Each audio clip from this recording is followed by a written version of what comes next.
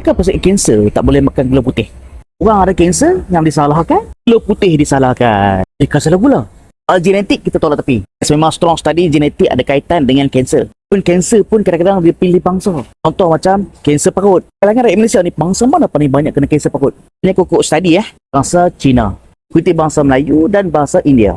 Langkau kan kanser ni resis? Bukan resis, dah memang Tuhan jadikan macam tu. Genetik ni yang tak boleh ubah. Tapi makan gula, akan benda-benda manis. Kokok kajian yang paling tinggi dan paling kuat lah mengatakan gula ni punca kanser merebak.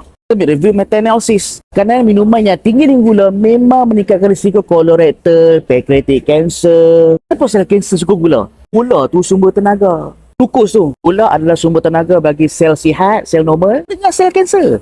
Contoh satu sel kanser, sel kulit. Di bawah mikroskop lah histopatologi kita panggil. Sel kanser selalunya dia akan lebih gelap, lebih hitam. Sebab apa? Sebab dia aktif. Dia membiak melalui proses mitosis. Makin gelap sel itu, makin aktif dia membiak. Macam itulah perangai kanser. Dia membiak banyak-banyak ni, dia perlukan apa? Perlukan tenaga. Refer lah mana-mana kajian pun, sel kanser cukup suka pada gula. Glukos tu. Glukos adalah makanan utama kanser. Kalau kanser dia suka gula, dia suka oksigen juga ke? Ni best. Ada setengah sel kanser, dia boleh hidup dengan oksigen. Dan ada juga yang boleh hidup tanpa oksigen. Tapi dia tak boleh hidup tanpa gula. Apa kena ingat tu? Tanpa oksigen boleh. Contoh macam kanser paru-paru. Kanser jenis non-small cell lung carcinoma. Tentang kanser ni, dia boleh hidup tanpa oksigen. Dan kanser yang boleh hidup tanpa oksigen tu kanser yang paling radikal, paling bahaya, boleh menyebabkan kematian. Macam mana kanser boleh hidup tanpa oksigen ni? Ada satu teori, tapi bukan teori lagi, dah fakta. Terbukti kajian saintifik weh.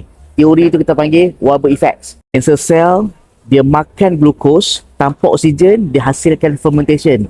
Lagi bahaya babe. Memang betul, gula adalah makanan pada kanser. Kalau korang dah ada kanser, masalah kanser apa pun, bara darah ke, Hodgkin lymphoma ke, leukemia ke, kanser apa hati ke, kanser kulit ke, atau kanser thyroid sekalipun, kalau hampa tak mau kanser tu merebak cepat, tinggal gula putih. Bukan setakat gula putih saja, kerana yang tinggi dengan simple karbohidrat, proses lah, termasuk minuman-minuman manis.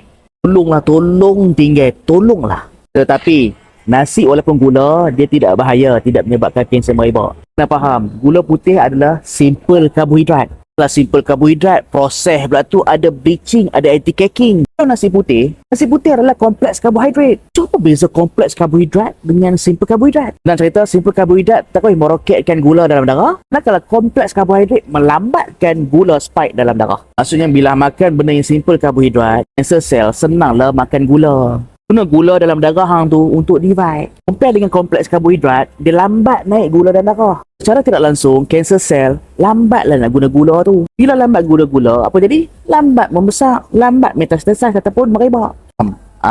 Kalau kanser sekalipun, makan nasi tak ada masalah. Kalau gula putih, tinggal saja.